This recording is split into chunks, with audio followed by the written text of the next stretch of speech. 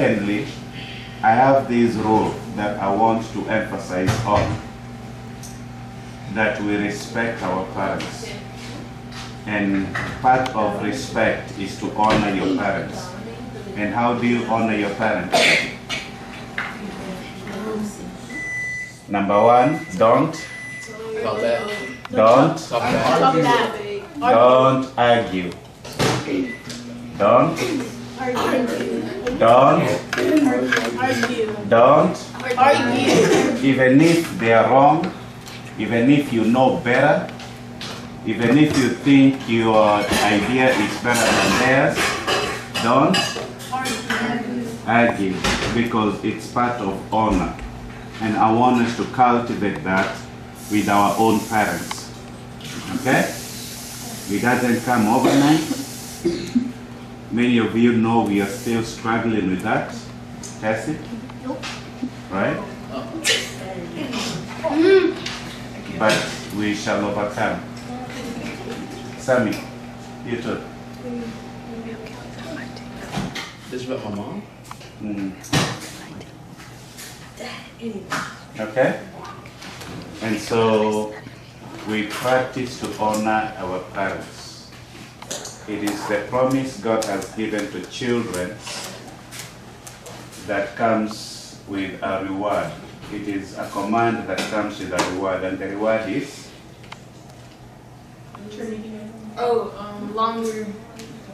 Longer life. Not just longer life, but quality life. Okay? Not just longer life, but quality life. In the Bible, they say long life and full of life. Meaning, when you hit 80, you still have the strength of a 40-year-old. When you hit 100, you have the strength of a 50-year-old. You can run up and down the stairs. You can swim miles. You can do a lot, even though you're 100. So it's not just long life, but it's also quality of life. That is a promise given to children who honor their parents. Those are my only two things. Be in class, all right? Be in class. And when you're not here, when you're at home, honor your parents. Listen to your parents. Obey your parents. Respect them. If you think your idea is better than theirs, you can share your idea in a very respectful manner. Because the minute your parent is screaming at you, it means you've lost your direction.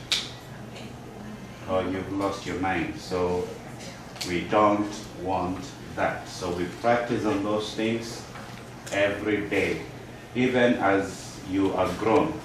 Right now I can tell you, when my dad calls and he wants to check on me and he tells me things, I know to sit down and to listen and not to argue with him or my mom. Okay? And Pastor Evans can tell you the same. You still remain your parents' child, even though you are grown. Okay?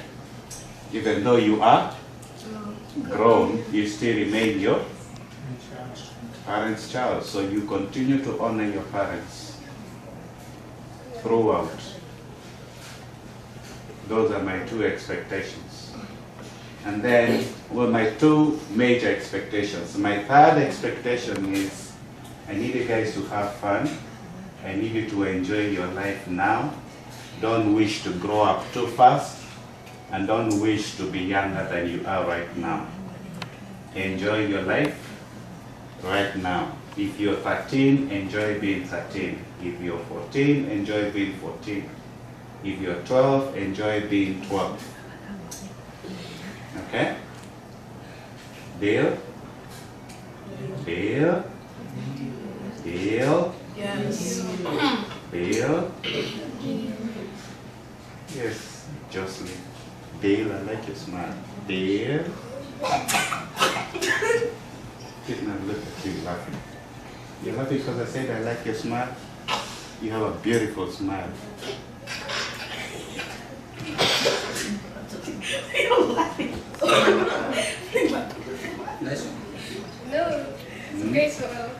All right. If I can say something Yes. on respecting parents, it's true what Pastor said. My parents passed on last year, no, this year. And by the time I never argued with them. There's no day, single day that I stood and argued with my parents. If they say something that I don't agree with, I keep quiet. Then later, I can come and sit down with them and explain to them that you said this, but I do not agree. Respectful. Alright? And they also explain, because that's another thing. You need to sit down with your parents. If they say no to something, you also need to understand why are they saying no. They are not just saying no for the sake of no, because they've been there for some time, so they understand a lot of stuff that you may not understand. For you, you might think that the parent is denying you, an opportunity to enjoy and do ABC, but they also see far. And somebody tells them, there's no day I'll mislead them as a parent. So we don't mislead our children. So if a parent tells you something, you better listen to it, because they will never mislead you. So there's no single day that I stood and argued with my parents. Right?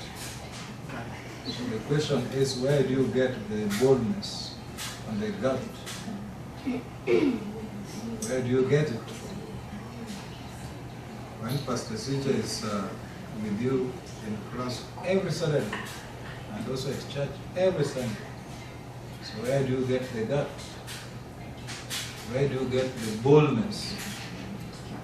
To argue, and you try to win over arguments and try to prove that you have better idea than your parents. There's nothing that you need to prove to your parents. Right? People who respect their parents, I want you to think of them and think of where they are in life. They are doing very well. Things seem to be working out for them. But when you look at people who dishonor their parents, you look at their lives. Things never seem to work out. They always find themselves at very tough positions in life, because the words that are spoken by God and are written in the Bible are still true, even though they were written. When was the Ten Commandments written? Almost 4,000 years ago. Right? They were true then, and they are true now. A lot of people say this Bible is old school. Others say it's irrelevant. Others say it's outdated. But guess what? Everything written here proves itself even right now. Because the words that God speaks to us are spirit and life. They endure over time. Everything else falls apart. Science falls apart. All right? Technology falls apart. Trend and fashion, they fall apart. The fashion that was there when you were growing up is not the fashion you guys have right now. And the fashion you guys are enjoying, or nowadays you call it trend, whatever is trending right now is not what will be trending 2 years down the line. They all fall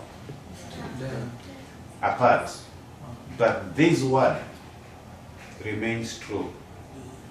This word remains true. It endures over time. And eventually it is the only word that remains standing. Smart people will come, smart people will go. I had another person saying on TV that Republicans will come and go, Democrats will come and go, presidents will come and go, including Trump. He came, he went, he wants to come back. Even if he comes back, he will still go. Okay? But this what? This what? It never goes away. So, do you want to stick to the word that endures? Or do you want to hang around friends and family? Friends come and go. Okay? Friends also come and go. Popular kids in school, once they graduate, they are nobodies. Yet in school, they are ruling the school. They go to college, they reign after college, they go back where? To nobodies. And so then we have a choice to make.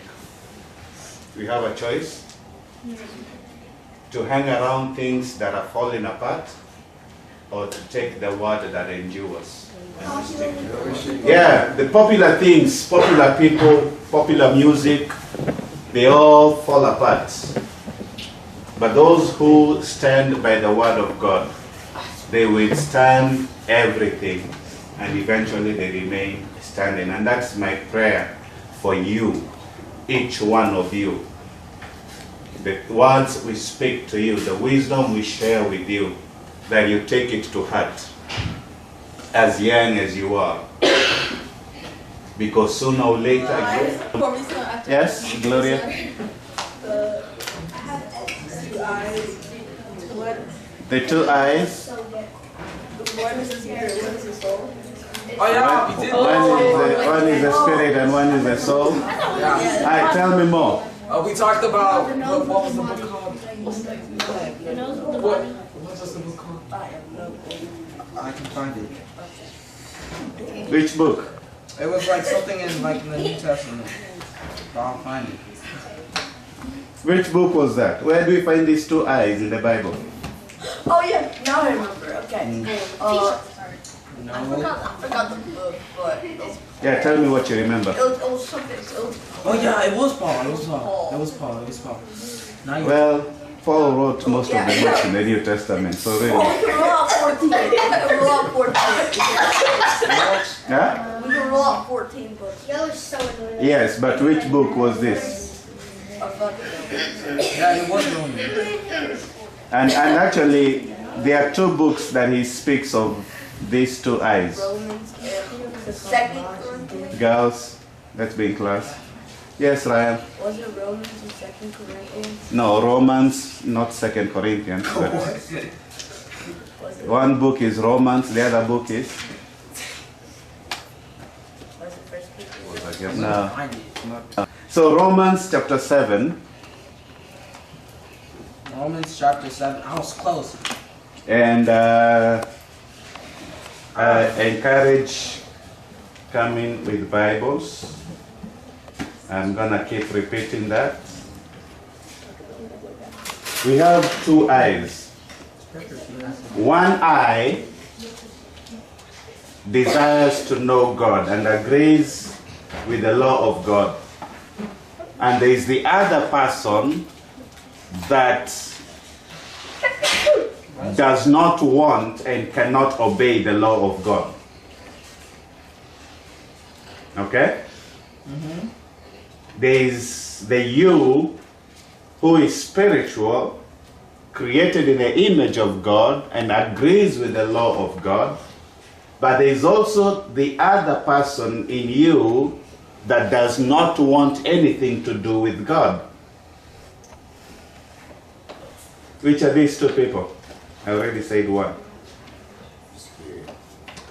The you who is the spirit, You are the flesh. the you who is the flesh, and not necessarily the flesh, the body, but the mind of the flesh.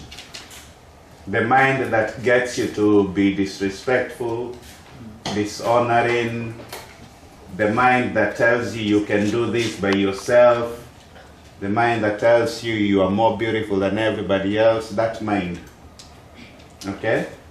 That mind that tells you that everybody else is dumb, I'm the smartest. That mind. What? Yeah, it's not always bad things in the understanding of bad things. That you that tells you you are better than everybody else. That is the mind of the flesh. And then there is the spirit, and the spirit has his own mind or her own mind, and that is the mind of the spirit. Okay? And so we find ourselves in a tug of war. How many of you have ever played the tug? Yeah. Not tag, the one you tag. Tug of war. Tag of war, yes, the rope. And so each one of us, every day, we find that there is a tag of war within our own selves. Okay? There is what you know is right, and there is what you think is right. And those two mindsets, or those two thoughts, they are always pulling each other. Okay? And so, Galatians, before we go to Romans, I'm going to go to Romans, but Galatians,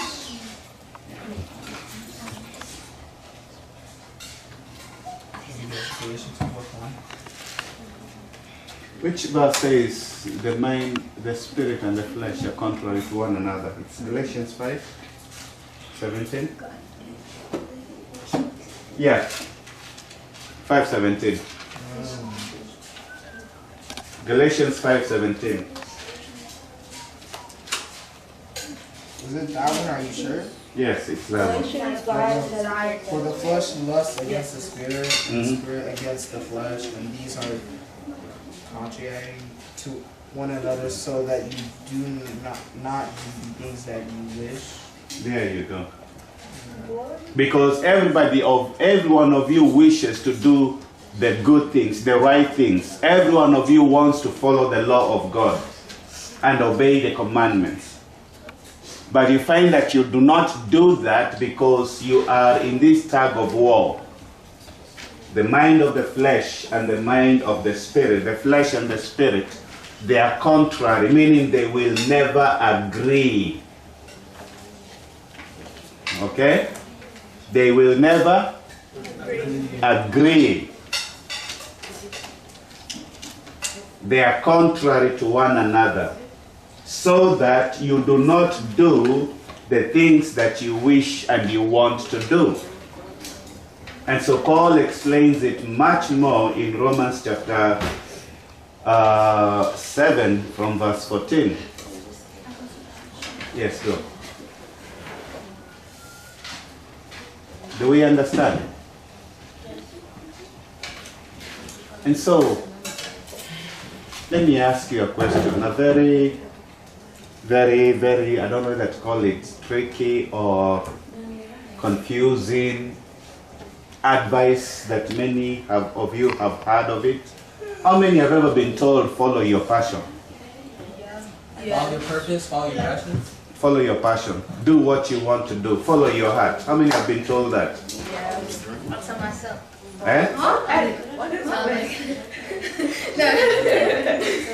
You've been told that?